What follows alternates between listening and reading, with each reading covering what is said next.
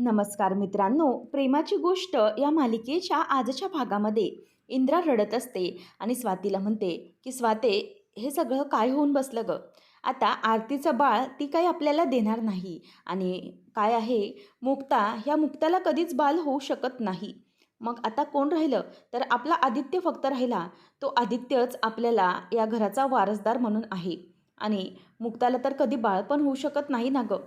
मग कोण राहिलं, फक्त आदित्य. असं म्हटल्यावर इथे मुक्ताला हे ऐकून खूप धक्का बसतो आणि याने तिला खूप वाईट देखील वाटतं. तेवढ्यातच सागर देखील तिकडे आलेला असतो आणि सागरलाही जे काही इंद्रा म्हणाली याचाही धक्काच बसतो. नंतर मग स्वाती म्हणते की मम्मी शांत हो.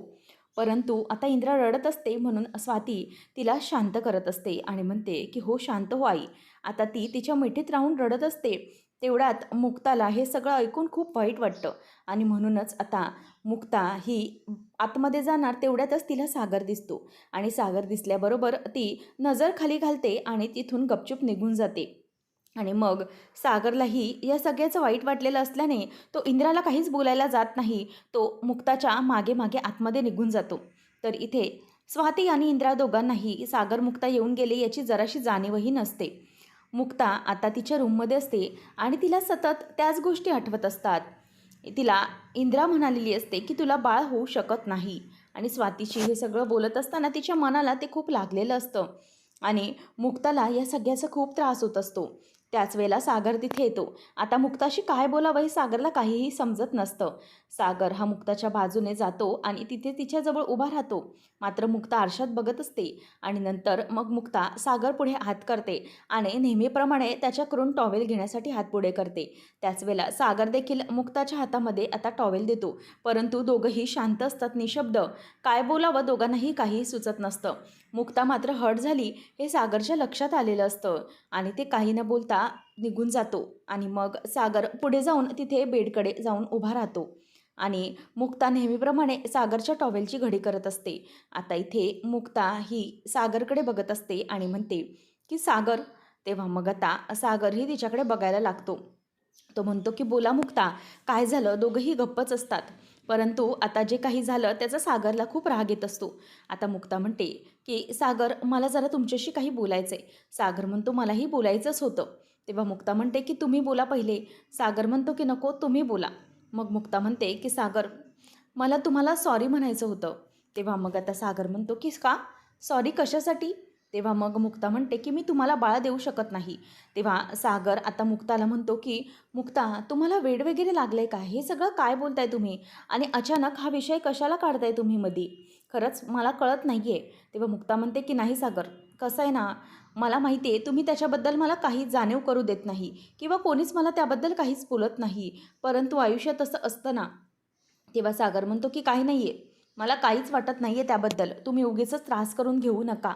तेव्हा मग मुक्ता म्हणते की नाही सागर, आयुष्यात आपल्याला असा जोडीदार मिळतो जो आपल्या सगळ्या गोष्टी समजून घेतो, आपल्यातल्या जाणीवा उणीवा तक्रारी सगळं काही समजून घेतो. परंतु एक दिवस त्यातून असा येतो ना, ज्यात आपल्याला रियालिटी चेक मिळतो आणि लक्षात येतं की आपल्यामध्येही काहीतरी उणीव आहे.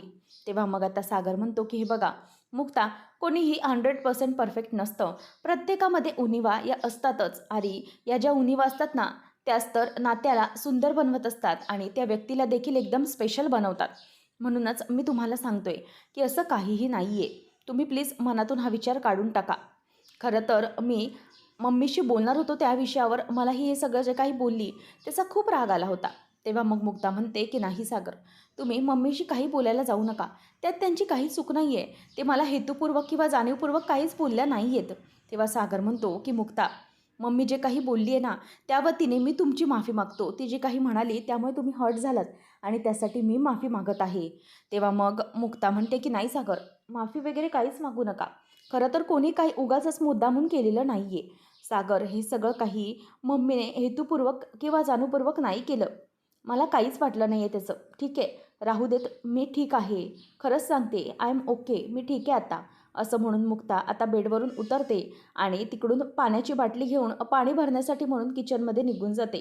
सागर आता मुक्ताला काही बोलणार, तेवढ्यातच मुक्ता निघून जाते आणि सागरला काहीच बोलता येत नाही. मुक्ता डोळे पुसत बाहेर जाते.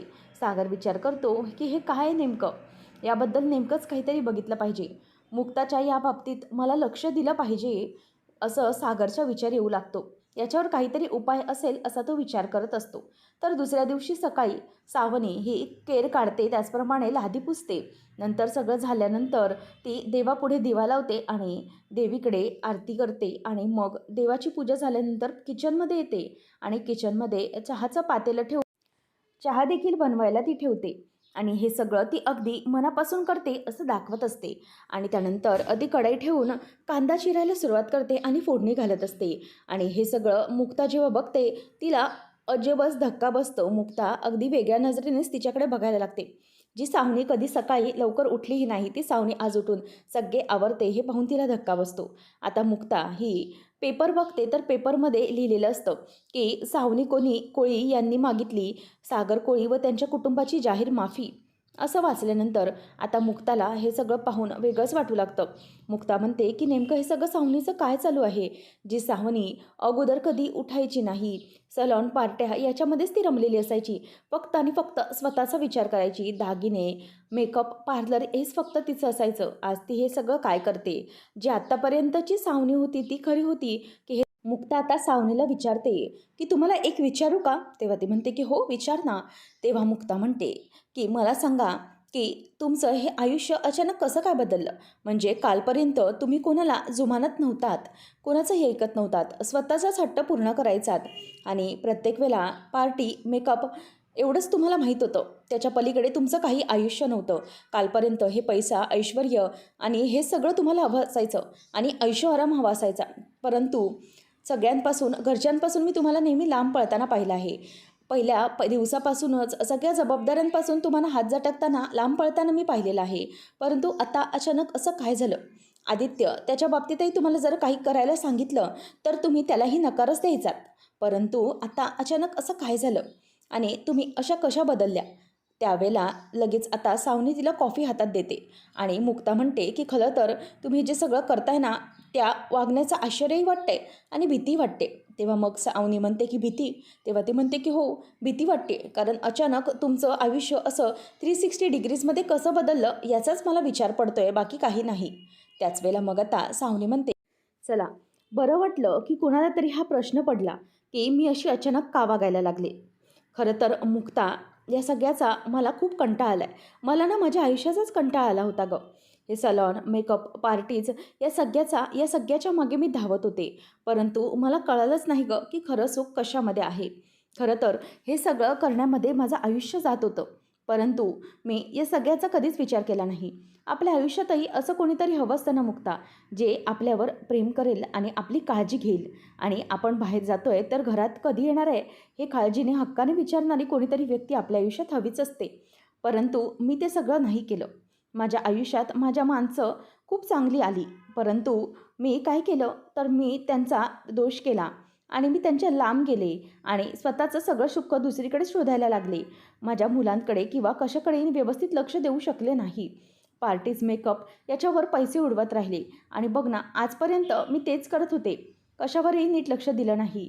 सागर त्याला तर मी खूप दुखावलं आणि माझं आयुष्य मी फक्त आनंदामध्ये घालवण्याचं ठरवत होते. म्हणजेच मला त्या सगळ्यामध्ये खूप आनंद मिळत होता असं मी स्वतःला भासवत होते. परंतु नाही मुक्ता, या सगळ्यामध्ये मला कधीच आनंद मिळाला नाही. जर कधी या गोष्टींमधून आनंद मिळाला तर त्याचं कधीही सुख वाटायचं नाही आणि जर मी सुख शोधायला गेले तर त्यातून मला समाधान मिळायचं नाही. अशा सगळ्या गोष्टी माझ्या बाबतीत घडत गेल्या. नंतर सावनी म्हणते की बघ ना या सगळ्या मागे या ऐशोआरामाच्या मागे मी इतकी धावले की मी राहत्या घरात म्हणजेच या घरात चोरी केली. परंतु ज्या दिवशी तुम्ही मला घराबाहेर काढलत त्याच दिवशी मी गेले आणि त्यावेळेला माझ्या लक्षात आले की माझे परतीचे सगळे मार्ग बंद झालेत. आणि हो, जर तुम्ही मला जेलमध्ये दिलं असतं त्या दिवशी तर मग मी आदित्यला काय तोंड दाखवलं असतं? मला त्याच्याकडे बोलायला काहीच जागा नव्हती. परंतु तुम्ही तसं नाही केलं. म्हणूनच मग मी ठरवलं, एके ठिकाणी गेले, शांत बसले. त्या दिवशी ड्रिंक्स घेतले नाही आणि शांत विचार केला की नेमकं आपण काय करतोय आणि कशाबद्दल विचार केला पाहिजे. त्याच वेळेला माझ्या लक्षात आलं की नाही, आता या सगळ्या वागण्याचा मला कंटाळा आला. त्याच्यामुळे आता सगळ्या गोष्टी करण्याचं मी ठरवलं आहे आणि या सगळ्या गोष्टीतून आता मी चांगली बायको तर होऊच शकले नाही आणि चांगली सून होण्याची आता माझ्यात ताकद नाही. परंतु मी एक चांगली आई नक्कीच बनू शकते ना. म्हणूनच मी ठरवलं की आता हा मार्ग अवलंबायचा. हे ऐकून मुक्ताला बरोबर वाटतं. मुक्ता म्हणते की तुम्ही हे जे काही विचार करताय, हा जो काही डिसिजन घेतलाय त्याबद्दल मला खरंच खूप आनंद आहे. आणि आत्ता तरी मला हे सगळं दिसतंय की तुम्ही हे सगळं अगदी मनापासून करताय. कारण हे सकाळी लवकर असं उठणं, सगळं आवरणं, पूजा करणं किंवा नाश्ता बनवणं सगळ्यांसाठी ही नित्यनियमाची कामं आहेत आणि खरं तर ही सगळी माझी कामं आहेत. तेव्हा मग आता सावनी म्हणते की नाही, नाही मुक्ता, मी कधीच तुझ्यासारखी बनू शकत नाही. तेव्हा मुक्ता म्हणते की तशातला भाग नाही आहे. परंतु हे सगळी कामं तुम्ही कोणालाही न दाखवता किंवा कोणासाठी न दाखवल्यासारखी केलेली नाही आहेत. ही तुम्ही मनापासून केलेली आहेत. आणि असंच असावं. आपली नित्यनियमाची कामं जी असतील ती आपण स्वतः करायला पाहिजेत. त्याचा साक्षीदार फक्त देव असावा, असं मुक्ता तिला सांगत असते. त्याच वेळेला मग आता पुढे सावनीला ती म्हणते की आत्ता तरी मला असं दिसतंय की तुम्ही हे सगळं अगदी मनापासून करताय. परंतु घरात हे सगळं जे काही तुम्ही कराल ते सगळे लवकर ॲप्रिशिएट करतील असं नाही. तुम्ही जे काही करताय तुम्हाला वाटेल की घरात सगळ्या जणांना त्याचं कौतुक वाटेल असा विचार करू नका. कारण घरातले सगळेजण याच गोष्टीत विश्वास ठेवू शकणार नाहीत, ॲप्रिशिएट करू शकणार नाहीत. इतक्या लवकर त्याची तुम्ही अपेक्षाही ठेवू नका, असं मुक्ता तिला म्हणते. त्यानंतर मग आता इथे सागर हा मुक्ताच्या फाईल्स शोधत असतो. तेवढ्यातच आता त्याच्या मैत्रिणीचा गायनाकॉलॉजिस्टचा मेसेज येतो. आणि त्याचे मुक्तासाठीचे प्रयत्न सुरू असतानाच आता त्याच्या मैत्रिणीचा म्हणजेच डॉक्टर गायनाकॉलॉजिस्ट नेहा राऊत यांचा मेसेज येतो. आणि त्याच्यात लिहिलेलं असतं की हे बघ, केस डिफिकल्ट आहे, पण अशा केसेससाठी आमची रिसर्च टीम खूप दिवसांपासून काम करते आणि मुक्ताची ही जी काही केस आहे ती अगदीच होपलेस नाही आहे. आणि मुक्ता आई कधीच बनू शकत नाही अशातला काहीच भाग नाही आहे. मुक्ता नक्कीच आई बनू शकते आणि त्याचे थोडेफार चान्सेस आहेत. असं जेव्हा इथे सागर वाचतो तेव्हा त्याला जबरदस्त आनंदाचा धक्का बसतो. तो म्हणतो की काय, हे खरंच असं होऊ शकतं का? नाही म्हणजे इतके दिवस हे सगळं का मिस केलं मी? इतके दिवसापासून मी हे सगळे प्रयत्न केले होते. मी कसं काय विचारलो की माझ्या परिचयामध्ये गायनाकॉलॉजिस्ट नेहा आहे, तिचा मी विचार करायला हवा होता. तरी ते बऱ्याच दिवसानंतर मालिकेमध्ये हर्षवर्धनची एंट्री झालेली असते आणि तो सावनीची पेपरमधली बातमी वाचत असतो आणि ते वाचत असताना त्याला खूप हसायला येत असतं. तो म्हणतो की हे काय, या गुड फॉर नथिंग सावनीने ते सागर कोळीची माफी मागावी. काय चाललंय तिचं? ज्या सागर कोळीला ती उबई करायची नाही आत्तापर्यंत, त्याची ती माफी मागते. काय दिवस आलेत, थांब जरा मजा घेऊया हिची, असं म्हणून तो तिला कॉल लावतो. तेव्हा मग ती म्हणते की हा कशासाठी कॉल करतोय? इरिटेट होऊन ती कॉल उचलते. तेव्हा हर्ष म्हणतो की काय सावनी, कशी आहेस तू? बरी आहेस ना? ओळखलंस ना मला? तेव्हा मग ती म्हणते की बोल, काय काम आहे तुझं? आणि हो, माझी काही मेमरी लॉस झालेली नाही किंवा माझा मोबाईलमधला तुझा नंबर डिलीट नाही, तो सेव्ड आहे. म्हणून सांग काय आहे, कशासाठी फोन केला आहेस तू? असं ती त्याला विचारते. त्याच वेळेला आता हर्षवर्धन म्हणतो की अगं सावनी, मी हे पेपरमध्ये काय बघतोय, तू चक्क त्या सागर कोळीची माफी मागितलीस. अगं इतके वाईट दिवस आले आहेत का तुझ्यावर? त्या सागर कोळीची माफी मागितली आहेस तू? अगं ज्या सागर कोळीला लाथ मारून तू माझ्याकडे आलीस आणि त्याचीच आता तू माफी मागत आहेस.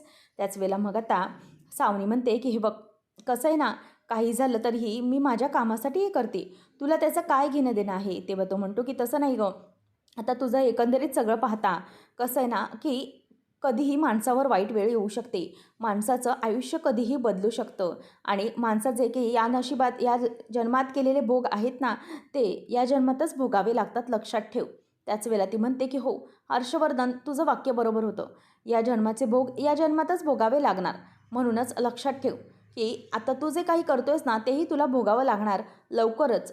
आणि नंतर मग सावनी त्याचा फोन ठेवते. तेव्हा तो म्हणतो की काही मदत लागली तर मला कळव. तेवढ्यातच आता सावनीने कॉल ठेवून दिलेला असतो आणि सावनी म्हणत असते की हर्षवर्धन, या सावनीला आता तू डिवसलेला आहेस, त्याच्यामुळे तुझी आता कधीही मुक्तता नाही. आता सगळ्यात पहिले तुझा नंबर येणार आहे आणि बघ वेळेनुसार मी तुलाही कशी उत्तर देते ते. तुला मी सोडणार नाही हर्ष, असं म्हणून आता ती खूप चिडलेली असते. तरी ते सागर हा नेहाचा फोन येतो म्हणून खूप आनंदात असतो आणि तो म्हणतो की हे बघ नेहा, ही जर गोष्ट वर्क झाली ना, तुला मी सांगतो तू सांगशील तिथे मी तुला पार्टी द्यायला तयार आहे. फक्त हे झालं पाहिजे. तेवढ्यात मुक्ता येते आणि मुक्ता सागरला कॉफी मग देते. त्याच वेळेला आता मुक्ता म्हणते की सागर हे घ्या कॉफी. तेव्हा सागर तिला थँक्यू म्हणतो.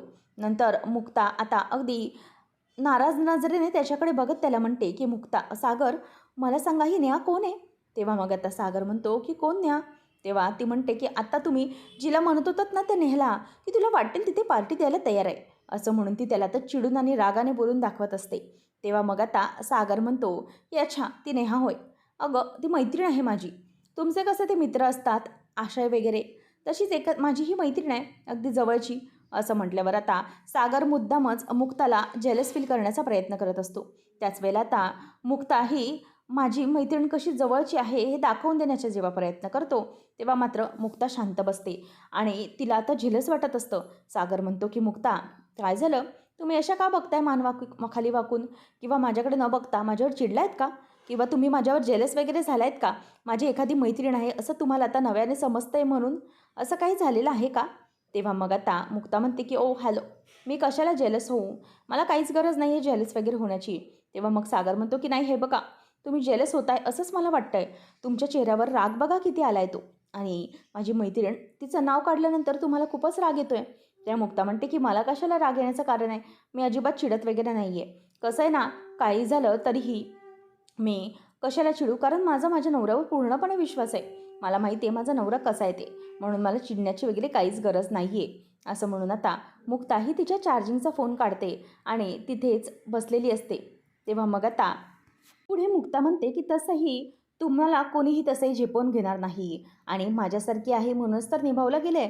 तुम्ही काय तुमचे मूड स्विंग्स आणि तुम्हाला झेलणारी आठवडाभरी तरी कोणी सापडलेल का बघा. आठवडाभरही कोणी टिकणार नाही. तुमचं हे वागणं, बोलणं, इतकं टोचक्याने टोमण्याने बोलणं कोण सहन करणार आहे?